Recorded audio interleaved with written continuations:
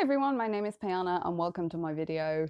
And a big warm welcome if you are new, because a lot of people subscribed after I did my Jimmy Snow versus Rachel Oates video. I was not expecting that. I thought this video is probably getting about 3 views. The current view count's almost 4,000, I think, so thank you. So today's book is Homeland by R.A. Salvatore. This is part of the Dungeons & Dragons extended universe, The Forgotten Realms, and it's the first novel in the Legend of Drizzt series. This series is 33 books long, by the way. I have read one. So the city of Menzoberranzan is in the Underdark, underground, and that is where the Dark Elves or Drow live. Drizzt's family, the Do'Urden family, are a pretty powerful family. They are in the top 10 of the most powerful families in Menzoberranzan, and the point of being a powerful family in this city is to gain more power, and they do this by slaughtering another family which is high up on the ladder than they are, which I guess is as good a way as any. So the Do'Urden family plan on getting rid of the Devere family, who have fallen out of favor with their deity, the Spider Queen. So this is a matriarchal society. The women are in control of everything. They are the high priestesses to the Spider Queen. The men are second-class citizens. They are fighters. So as the Devere household battle ensues, matron Malice Do'Urden is supervising the battle, helping it along with her magic, and giving birth to Drizzt at the same time. I think she would get on really well with Betty from The World's Worst Apocalyptic Romance. Drizzt is brought up by one of his sisters who treats him appallingly. She whips him whenever he breathes the wrong way. He spends his childhood essentially just cleaning their chapel until he's 16, where he's handed over to their weapons master Zach and teaches him to fight. For his entire young life, 16 years, his greatest enemy had been boredom. Now it appeared Drizzt had found weapons to fight that enemy. As he grows and learns more about the world he lives in, he starts to see flaws in the way things are run. For instance, he has a very hard time understanding why Drow would attack other Drow. He believes that his fighting skills are essentially meant to be used against invaders or enemies of their city, not against people who actually live in it.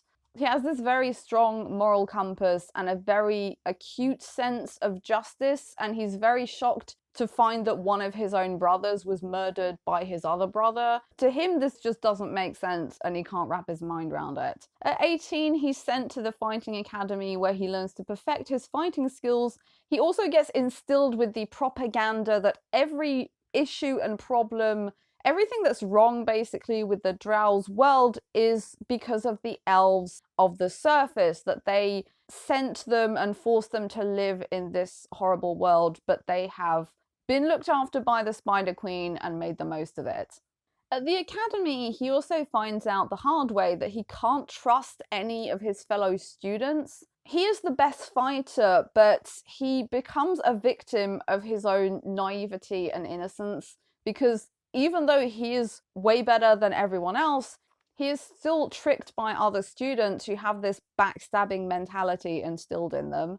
Zach also tries to teach him that treachery is the norm, but Drizzt just can't really seem to wrap his mind around this. But he is able to form the bond that he so craves, not with one of his fellow students, but with a Black Panther who is summoned by one of his masters and who accompanies him on missions. This is really interesting because he has this propaganda instilled in him. So he does believe that the Drow society is the best because he's been told that his entire life, but he kind of sees flaws in it, and he even speaks out about them, risking his own life. And thankfully, Matron Malice seems to believe that he is valuable because he's such a good fighter. So she keeps him alive, but still, he has this idealized view of his society whilst still trying to keep under the radar and not speak up about the issues he has with it. I think the biggest moment of realization is when he is sent to the surface to attack the elves of the surface. So he's leaving Menzoberranzan for the first time. He's never been out of the city. He's going to the surface for the first time and seeing this new world that he's only ever heard about and been told lies about. He's really taken by the stars as they walk out into this world. They are used to living in darkness, so they only come out at night. And he sees the stars for the first time. Under the stars, while the others seem nervous under those revealing lights, Drizzt found his gaze pulled heavenward to the countless points of mystical twinkling. Bathed in the starlight, he felt his heart lift and didn't even notice the joyful singing that rode on the night wind, so fitting it seemed. I got very strong Tolkien vibes from this because if you read the Silmarillion, at the beginning there is no sun and moon for Ea or Middle Earth, so the elves live in starlight, and this is why later on in Lord of the Rings they have such a fascination with the stars, because that was their world up until the sun was created. So the group goes to attack the surface elves who are just dancing in the woods and minding their own business. And Drizzt is very surprised to see them for the first time. They are just dancing and not really looking dangerous. And he's there like, why are we attacking these people again? What did they do to us exactly? Do they really deserve to die like this? So he doesn't participate in the slaughter. He only pretends to. Later on, a moment of realization occurs when he is captured by the gnomes. Because he believes that the drow have the best run society, he imagines that others must be like even worse and crueler than they are. However, the gnomes aren't. They have a way softer way of life, let's say. Torture me now and have your fun. That is your evil way. Belwa started to slap him but held his hand in check. Svirfnibli, don't torture, he declared, louder than he should have. Drow elves torture. He turned away but spun back, reiterating his promise. You will be beheaded with a single clean blow. And all of this contributes to Drizzt's decision to leave Menzoberranzan. He's like, this cutthroat, backstabbing, treasonous, removing others to get power is not for me, but good luck with that. So he leaves. And he leaves not knowing how he's going to survive out of Menzoberranzan. He just doesn't want to be there anymore, and wherever he goes, he's probably like, well, it can't be much worse than this.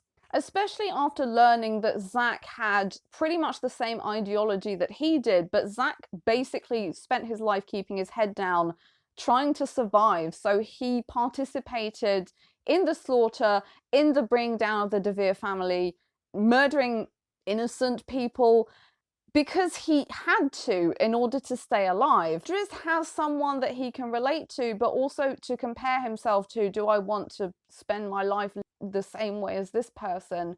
So he gets to explore different sides of this way of living. Personally, I really enjoyed this novel. I found Drizzt incredibly relatable, especially his strong desire to trust others and his naivete and how that's used against him, and he really suffers from it.